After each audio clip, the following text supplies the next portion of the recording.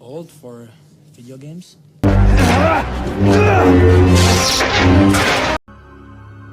You have failed. The same way, I will destroy you. And my friend is truly dead. Now this is pod racing.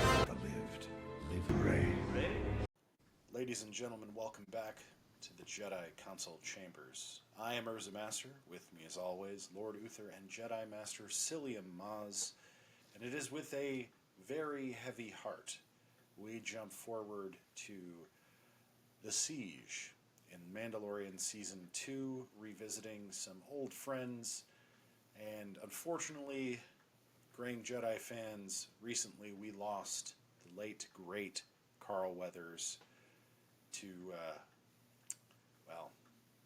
old age and illness. And I have to say, on a personal note, I, UrzaMaster, have always idolized Carl Weathers from his appearances in Rocky and basically everything he's ever been in. I always really loved and respected the actor, and here at the Graying Jedi and pending rebrand overall, we'd like to wish the family peace and a great peaceful rest for Carl Weathers himself. He will be missed deeply. And with that, on a happier note, I turn it over to Jedi Master Psyllium Maas for some background on this episode and more on Carl Weathers. Thank you, Jedi Master UrzaMaster. Thank you, Jedi Master Lord Uther. And thanks to all of you who join us in paying tribute today, yes, to the recently deceased but never forgotten actor and director, Carl Weathers.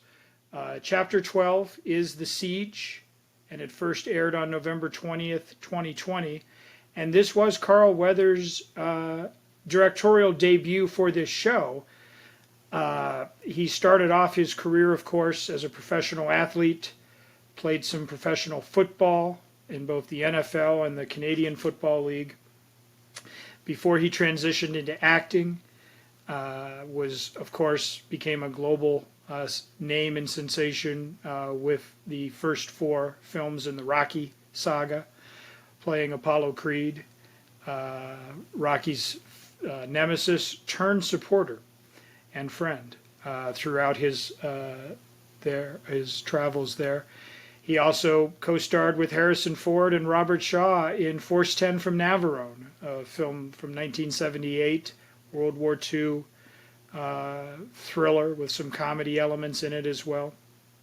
He held his own with Arnold Schwarzenegger, Jesse the Body Ventura, and Bill Duke in the original Predator. He darn near tore off that boy's arm in 1988's Action Jackson with Vanity, which was supposed to be sort of a modern-day blaxploitation film in the era of Shaft, but with Joel Silver-produced explosions and shootouts. Sadly, the company that they made it for went under, so they were never able to secure the rights to further follow-ups, like The Adventures of Ford Fairlane. But I know that somewhere out there in the multiverse there are Ford Fairlane and Action Jackson sequels just waiting to be devoured and enjoyed. And then, again, Carl Weathers evolved. And he wasn't just an on-camera performer, he started directing. He started directing television sitcoms, half hours, full hours of drama and so forth, building his craft and his chops to this point where he had appeared in the season 1 of The Mandalorian as Greef Karga, the head of the Bounty Hunters Guild, and did a sensational performance where he started off as kind of a heel, but then by the end of the first season had transformed into a staunch ally of Din Djarin and Cara Dune and the like. And his life was actually saved by the child after getting nearly eaten to death by a campfire, and it was the child who laid hands on him both figuratively and metaphorically and used the Force to save him. And he saw the light and has now joined Team Good and Team Mando going forward. So Greef Karga does return, and this was his first episode directing for the Lucasfilm franchise. We had the return of Gina Carano as Cara Dune, and we'll talk about her contributions. We even had Horatio Sands, former Saturday Night Live cast member, who you remember was our first bounty that we saw the Mando collect and encase in carbonite in Chapter 1. He's returned. Apparently he's pretty good with numbers and with cutting tools. We had Omid Abati as Dr. Pershing, whom we remember from the first season. He was working hand in hand with the client to try and harvest a high M count. And I know it pains Jedi Master Lord Uther to know what the M stands for. You'll be thankful to know that in this episode they only refer to it as a high M count. But Star Wars fans, you know what the M stands for. Madness. No. It stands for midichlorians, and again, further discussion will be warranted. We have the return of Paul Sun-Hung Lee as new Ranger Republic pilot Carson Teva. We saw him trying to pull over Mando and the Frog Lady and the child in Chapter 10, and that ended up with a crashing on an ice planet and ice spiders and all sorts of creepy things. But now he is back, puts in an appearance in this episode. We have Giancarlo Esposito again as the sinister Moff Gideon. And we have Katie O'Brien, who is only listed in the episode as a comms officer, doesn't even get a character name yet. But pay attention, Mandalorian fans, Graying Jedi fans, Star Wars fans. Katie O'Brien is not done with this storyline nor this series, and she may appear down the road in further installments. So tonight was our first glimpse of the unnamed Imperial Comms officer. And gentlemen, we were directed by Carl Weathers. Jon Favreau again took the writing credit for the episode. And what I really wanted to focus on, and I'll let you two gentlemen talk about the episode at large. I think this is singularly one of the best 3-4 minute openings of any Star Wars, any Mandalorian episode, any Ahsoka episode, any episode you want to throw out there. I think the interplay between Din Djarin and the child as he's trying to get him to fix the Razor Crest, and how he's talking to him as if he's just a co-pilot mechanic, even though ostensibly this is a child, albeit one that's 50 or 60 years old. And he's just saying, okay, show me the blue wire. No, the blue wire. All right, so what I want you to do is I want you to take the red wire out, put the blue wire where the red wire went, and put the... And as he's explaining it, the child adorably just keeps looking at him and cooing like a baby, like, huh? He's like, no, the other one. Just don't put that back in there. And then finally he ends up, the child ends up giving himself a shock when he said, don't touch them together. And of course the child, and then there's a puff of smoke and the child shaking off injury. And Din Djarin, again, all of this done behind a mask. Only through his voice are we getting this sort of exasperation and all that. He just sighs and says, well, it was worth a try. And I have to say, if you're talking about directing with Carl Weathers, it was so deadpan and so dry and so witty.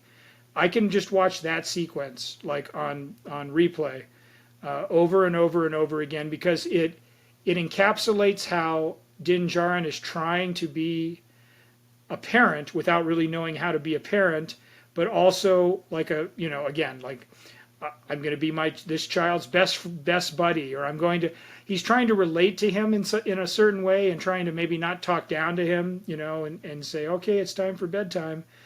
But it's just, and again, the sound design, the camera angles, everything just adds up to what I think is probably pure comic gold for a franchise that has been accused of taking itself far too seriously with its overriding saga and mythology and so forth.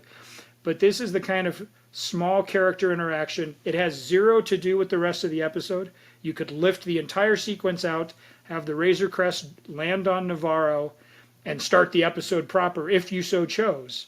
But it really deepens with an economy of words, as Jedi Master UrzaMaster likes to say. It paints a very clear, vivid portrait of their relationship as it stands right now.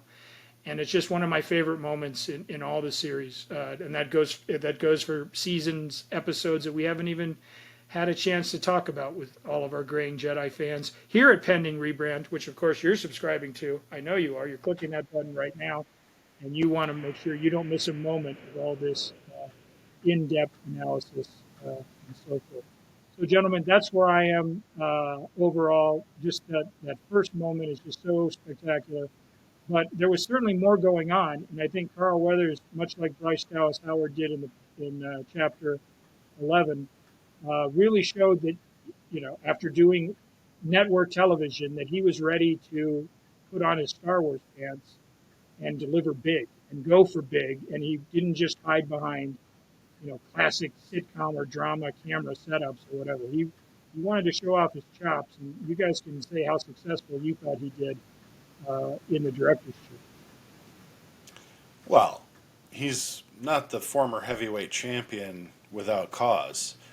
I agree. That sequence between the child and the Mandalorian, I mean, it's almost like it's so painfully accurate to being a parent, but it's also so delightfully funny, and the dry, sort of witty, just like, I think as parents we joke about it's just like you're resigned and you give up, but you're really not. Like, you're just like, well, I guess that really was worth a shot, but it didn't work. And you sort of become used to that. Like, I'm going to try this. It's not going to work, but I'm not going to be upset. And you're really not. You would expect somebody to be upset. Like, ugh, one of those things. But I think that's when you're not a parent, that's the feeling you expect to see, because that's what you see on a sitcom. But the reality is you're sort of resigned to the fact it's not going to work, but you're going to try it anyway because that's what you do, and that's how you educate. I agree. Like, that sequence does not add anything to the rest of the episode other than it shows off this dynamic relationship that once again sets the child up as a child. And of course, in this episode, he goes to school, and like there's these sort of like little nods to parental moments that they're quite endearing. I mean, they really are. Like, the whole using the Force to get the cookies thing is adorable by a huge margin. And again, it's like a train heist. It's another robbery episode, not without significant amounts of humor. And I didn't realize that Horatio Sands was the actor under the blue skin. Like, yeah. That adds a huge new depth to this episode. I love this episode, but this like really inspires some confidence in what this show is doing, because you don't know it's him. Like, I remember Horatio Sands is pretty Horatio Sandsy on Saturday Night Live, a brilliant cast member, but plays this character so incredibly well. And I don't think that, like, it's not the costume or the makeup that's obfuscating it being him. He's just playing this in such a novel way that any character he's ever done in a sketch never rose to. And I love the, you're lucky I even brought it, about the little like plumbing tool cutter, and then you don't even use it. There's just so much humor that he brings to the moment, but he also kind of makes it real concrete. Like, he is sort of the everyman in this, sort of motley crew of, I don't know, almost like an Ocean's 11 crew. He's sort of the patsy, and you could tell they're like, well, if we lose him, kind of thing. But he somehow is plucky enough to make it.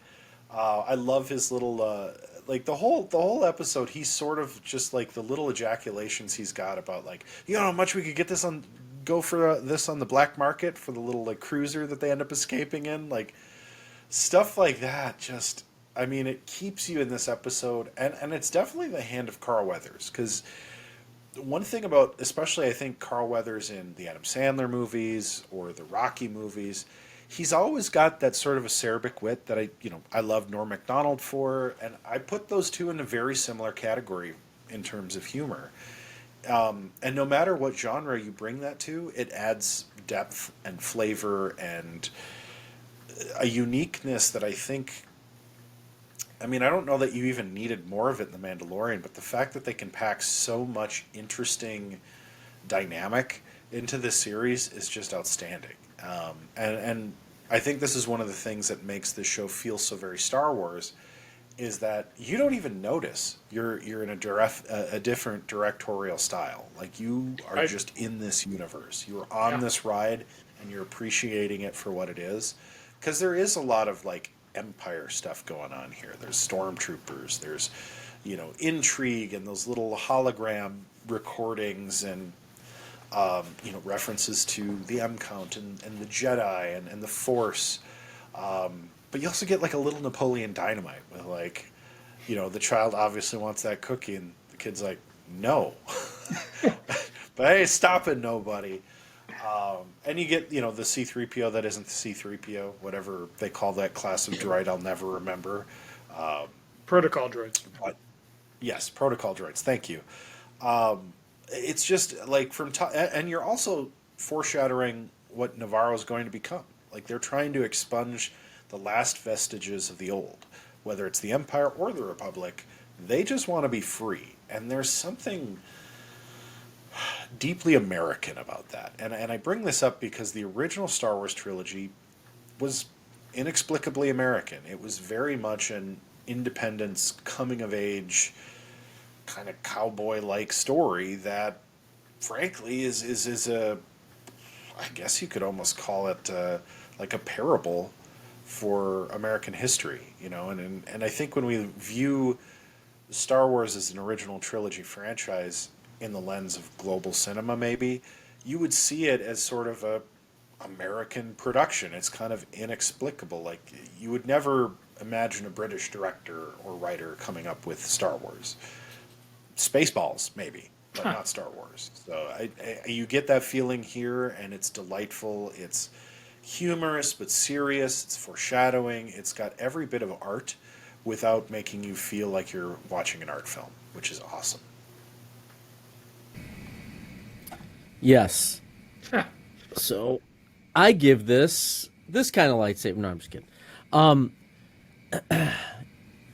Here's what I like in this episode. It's kind of like we're seeing, and we've talked about this before, but I'll bring it up again because that's what we do here. It's like the rebellion and the Empire switched places, right? And even though the Empire has been weakened, it's trying to bring itself back. It's got these pockets that might actually know what they're doing. And the whole idea is to get some of that power to the point that they can be imperial and bring the Empire back. That's what they're looking to do. And I also think it's kind of interesting because if we try and take the movies into account, which were god-awful, and we all know that, the next three, except we do. But so it's like, did Palpatine know what Moff Gideon was doing? Were they working together? Were they both thinking they could bring the Empire back on their own? Is that what they were looking to do? So I kind of question that a little bit, because was Moff Gideon looking to be the guy in charge of everything? Now we have Thrawn thrown into this too, in a sense, because we really don't know where he's at. So I feel like there's these three separate players that are out there that are they all vying to be in charge? Does Palpatine know what's going on with Moff Gideon, with Thrawn? So I'm hoping at some point we get the answer to that, because I don't want it to be bad writing, which I don't think it is, unless they're the last three movies, well, the last two movies. That was extremely bad writing. And please leave your comments below, because, if you think for some reason I'm wrong, which I know all of you out there do not think that, let us know. Tell me what you think, and tell Jedi Psyllium Maas that those last two movies were trash. No. Anyway, so I have that question too about, and maybe we'll get that answer with the Thrawn movies or the Thrawn episodes, I don't know, or with Ahsoka when it comes out, but were they all vying to be in charge? Were things that apart, or had fallen apart that much that even almost like their own cells didn't know what the other ones were doing? But I thought there was a reference to that in Andor, wasn't there, where they all get together, or was that Ahsoka, where they all get together and they talk about Thrawn coming back? That was actually in an upcoming episode of The Mandalorian. Spoiler alert. Right, which we will get to. Let me just take this for 20 seconds, Lord Uther, and then send it back to you. Oh, please. We do have some evidence, although where we are in terms of our discussion, we may not have evolved quite to that level yet. When Palpatine, he had planned for, I mean, he hadn't planned to die, obviously, but he had planned that were he to be struck down or no longer in charge, he had left word with all Imperial remnants across the galaxy to engage in what is known as Operation Cinder, which was the extermination of whole worlds, planet genocide on a mass scale, particularly worlds that may have collaborated with the rebellion or may have not been fully under Imperial charge at the time. So it literally, these Imperials were tasked with just setting out and just laying waste to entire star systems. And this is something that's covered in both the ongoing comic series from Marvel Comics and the novel series from Del Rey, the current issues and so forth, and may or may not be touched upon in these future Filoni, Favreau contributions on the big screen. Now, you had referenced the experimentation and the cloning going on, high midichlorian counts. That was also part of his plan. His plan all along had been that he would remain, his consciousness or his spirit or his force essence would remain with sort of a new physical body. What they had not been able to do was get the essence of Palpatine into a new body. I believe in the new films it is suggested, strongly suggested, that Snoke, Supreme Leader Snoke, was an early attempt to do this. And I think what we're seeing in this episode in those tubes, you could argue, I know you talk about the writing and so forth, they don't explicitly say, look, they're going to make Supreme Leader Snoke out of this, or this is a plot to clone Palpatine, but inferences may be drawn, and some of those inferences may become clearer down the road. As far as Moff Gideon's loyalty, he and Thrawn, they actually are one and in and of the same. Thrawn's allegiance is to the structure and totalitarianism of the Empire. Like, Thrawn believes that a strong empire in the galaxy is good, and he has pledged himself to Palpatine and everything. We need this kind of bureaucracy and control. So that's his whole motivation. He's not necessarily thinking I should be the one to lead it in so much as I should be the one to protect it. And I believe that Gideon, as we may discover in future episodes, is of a similar mindset. Whatever maintains our grip on the system, gives us the most power, the most wealth, the most, all of that. I think they're kind of two sides of the same coin, if you will. I don't think Moff Gideon would have any trouble bending the knee to Thrawn if Thrawn established himself as that power, which, again, we'll see down the road how that all plays out. So, I mean, you have to remember, Jedi Master Lord Uther, first you need order, a first order, if you will, in order to reconquer the galaxy. So that's where I think you should go there. Look, okay, I agree with all that. No, that all makes sense. They're very lucky, this is my opinion. They're able to make the last three movies have legs to stand on because they're able to go backwards in these shows and correct the god-awful mistakes. The one mistake they'll never be able to correct is going to be the Luke Skywalker mistake. I don't know how they're going to do that unless they give him his own series where he could truly show off what we all assume is him to be the most powerful Jedi ever, which they absolutely wasted in... Would you watch that? Sorry. Would you watch that if it Call was me fanboy all you want, but what was that? Would you watch that show if they did it, but it was Sebastian Stan instead of Mark? Oh, Hamill, without a doubt. Yes, I would. Who's now pushing graying Jedi years himself? Like, would you be okay with? Here's Luke after episode 6, but he kind of looks a little weird. Just go with it. Like, you'd be okay with it. Okay. I think that as someone that could step into that role and I would be okay with it. Okay. It's kind of like the guy who's playing Jack Reacher right now that they've been talking about him to play Batman. I love Michael Keaton. Like, and I know these. Okay, I'm sorry. These are bad. That's a bad comparison. What I'm trying to say is, the guy who's playing Jack Reacher, I could see him stepping into the Batman role and playing Bruce Wayne and Batman very, very well. Kind of like Val Kilmer did. That was for you, UrzaMaster. AKA the best Batman? Yeah, as far as you know, yes. And so for Sebastian Stan to be able to step in and take on that Luke role, I liked, what's his name, who played Han Solo? Adrian Brody or whatever. Alden Ehrenreich, yeah. I'm just saying names to say them. Please, everyone, in the comments below, can you rip me for that, please? Because if I'm asking you to rip on Jedi Psyllium Maas for his poor taste in the last 2 movies, then you should be able to go at me for that. But, like, I liked him in that role. I thought he did a great job. To me, it was believable because we've talked about this, too. Like, the writing for Solo I think it was great. That's what made me like that movie was the writing, and then, yes, pulling off the Han Solo character. I just have an issue with Luke Skywalker going out the way he did. I know I keep harping on this, and I can't help myself, but again, like I said, and I've said this before too, I think The Mandalorian saved Star Wars, and I think I feel that way, and I feel like I've seen bits and pieces of that this writing again is reinforcing or making the movies, at least for me, be a little bit stronger.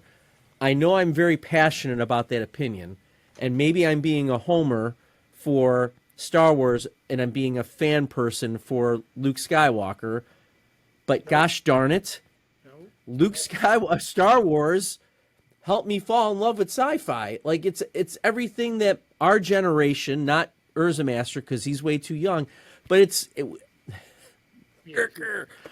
but it's something that we've loved. So anyway, I'll stop railing on that. This is a great episode. Again, I feel like it's setting everything up down the road that we know is going to happen. Well, I think with that, it's a great time to just bestow upon this episode our ever popular lightsaber color ratings. And this episode, I'd like to defer over to Lord Uther, who is so passionate about Star Wars and is so passionate about this, that, and the other. Lots of others. I'm struggling for something that is green enough for this, so I guess I'll just go with game set green, because game set match for this episode, everybody. If it wasn't, see what I did there? Kind of, not really, because I was desperate for something. But excellent episode, Carl Weathers. Drago should have never beat you, and if I have any issues with that, but Rocky IV, greatest Rocky movie ever. That's a whole nother story. Okay. Oh, Jedi Psyllium Maas. Let's hear your words of wisdom. 1980 was a good year for Star Wars because it's when we got the first sequel, The Empire Strikes Back. It was also a good year if you liked fantasy role-playing games. And so today we will unveil Dungeon Model A1, Slave Pits of the Undercity from 1980s TSR.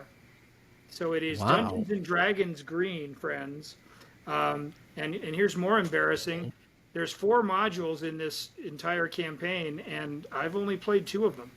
I still have not played A3 and A4 yet, which is shocking. I was but a mere lad of 10 or 11 when I was first introduced to rolling of the dice, and this was one of the my first experiences. And it's a lovely shade of green, much like the Siege deserves. Again, friends, we had TIE fighter battles, we had lava, we had a repurposing of the tractor beam component to shut off the shielding. We had Cara Dune fighting off an entire room full of walrus men / aqua leash in the opening to give her a martial arts bone crunching fist cuffing there. We had Carson Teva recruiting Cara Dune at the end of the episode for a spinoff that sadly may not now see the light of the galaxy, setting up a potential her joining the Rangers of the New Republic. So a lot going on here. It was always a welcome return to Navarro. It's starting to look a little better. It's like they're cleaning up Times Square in New York. You've got merchants. I mean, the old hideout for the Client, which got razed by Moff Gideon in the season finale of season 1, is now a school. And you have blue cookies, macaroons perhaps. They look delicious. And at the end, as the Razor Crest is going through its paces, we get the excited child noshing on those same cookies and then doing what a child would do if you put him through some high-speed aerial hijinks and throwing up all over itself. And exactly. And Mandalorian realizing that's just as much of an emergency as a burned-out thruster when your kid is puking in the back seat and you need to make sure you clean it up. So, yes, a solid green for the Siege. Beautiful. And I, too, give it a green, and I, too, do not have a great visual aid. So I'm going to go with Body Armor's Coconut Skin Green, even though the bottle is mostly orange. I loved it. You've all covered every base. My favorite Cara Dune episode, probably. But top to bottom, 5 stars across the board. And with that, we venture further into the galaxy far, far away with more Mandalorian next time on the Graying Jedi podcast. From myself, UrzaMaster, from Lord Uther, from Jedi Master Psyllium Maas. May the Force be with you. And also with us.